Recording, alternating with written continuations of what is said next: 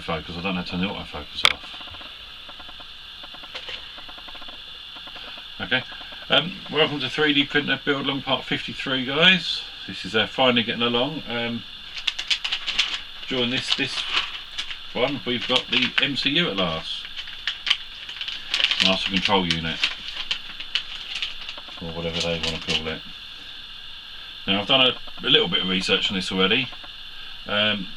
It's using an 80 mega chip, the 1284p, which is an 8-bit AVR with 32 I/O ports.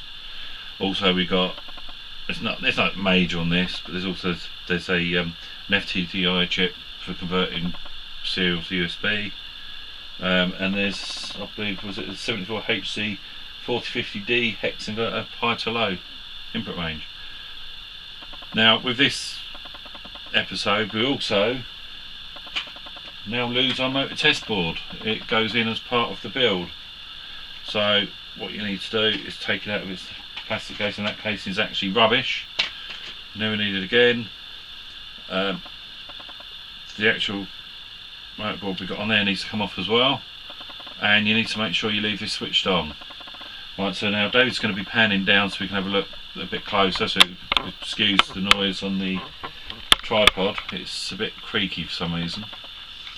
I'll just wait for David to say he's okay with it all. So what I'll do, if I put this in rough where it's got to go, you can then have a little look and see how well you can focus on it, because it's going to go there. Yeah, I can see that. And the motor board, the old motor test board, is going to go there. Yep. Is that right? Yeah, it's all good. Cool. Actually, we don't work everything out in advance. Now, it's quite simple putting these boards in, as long as you've got a decent screwdriver, magnetic screwdriver. The one that comes with the set is the one I'm using, one that Dean doesn't like. I've magnetised it and it's working quite good. The only thing is, you've got very little space, because we didn't actually wind ours all that, the axes all up to the top, so it's a little bit tight on space, as you can see. Now,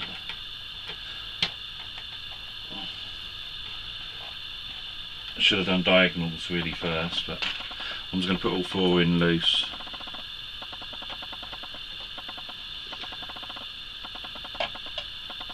For the moment.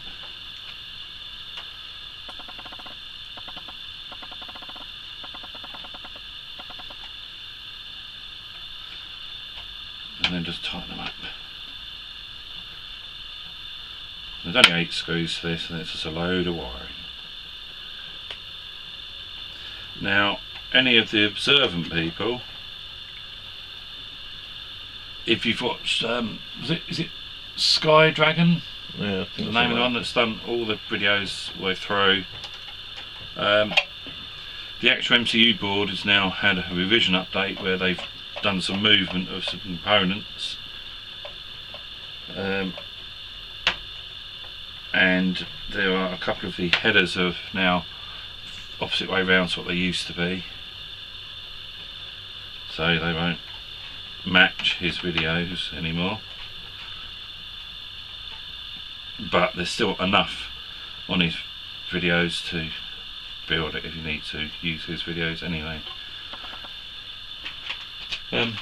Whilst I'm putting this all together, a couple of things that me and David noticed on this whilst we was having a little look at the board was a couple of bits that can't really make much use of. There's a reset switch on the MCU board, and a mic, I think it's a micro one. Yeah, micro SD card slot there, which when you put all the rest of the top plastics on this, you won't be able to access, so I'm not quite sure what they've done it for. But this is basically like a a souped up Super Arduino, and don't shoot me if I haven't pronounced it the way you like it being pronounced. I know there's loads of ways people like trying to pronounce it, but it's basically a souped up Arduino, very similar I suppose to the old ramps boards going around, which are basically an Arduino with some other bits, shield bits mixed all in one board. So there's the boards put in place. Now the little motor test board you put out on these sockets, so you've actually got blanked out pins, you can see which way round these go. You've just got to make sure that goes all the way home, and that's going to be its new permanent position. All these connectors up here are actually labelled, and if you look at your wires you have from each of your motors, they've actually got a little label on them as well. So that's the Z one I'm just putting in. I've also watched the board bowing. It does bow quite badly. So that's the other. That's the stop for the Z. The Z stop, which is labelled there. So what I'm going to do is I'm going to put my finger underneath the board just to push that in. Now it's going to look a bit of a mess at the moment. And that's because of the way it's all been, we've got so many cables underneath here, but it will have a cover so you won't see it all anyway. And I think we might actually clean them up later. Right, this is the Y.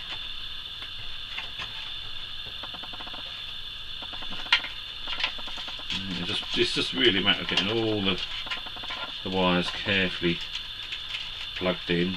So it's actually, in some respects it's quite exciting, because it means we're getting quite a bit of the way through this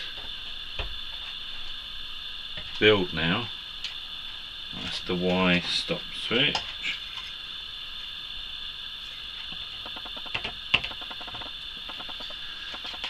And that's,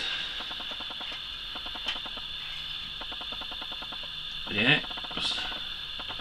Now there's going to be a couple of really bad, boring episodes coming up, because there's not much on them to do. Right, we've now got this main lead coming through. I'm just going to refer back to the magazine this time, just to make sure that it's going to the one I think it does, which it does.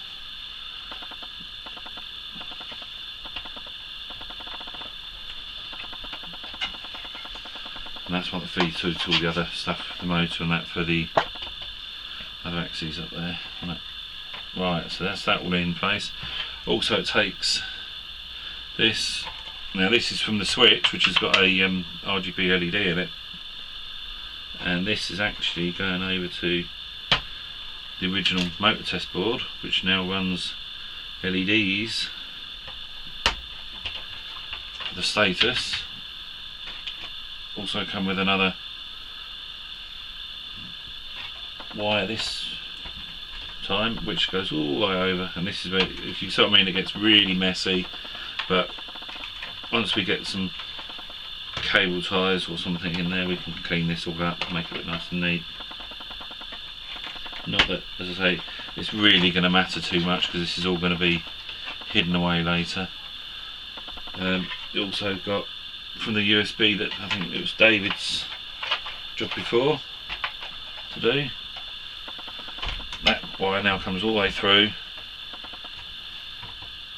and goes into the front as well, because that controls the USB side of it. And I believe that's it. So I've got to pan up, see my ugly face, and I'll say bye for now, chaps, and we'll see you again on the next video.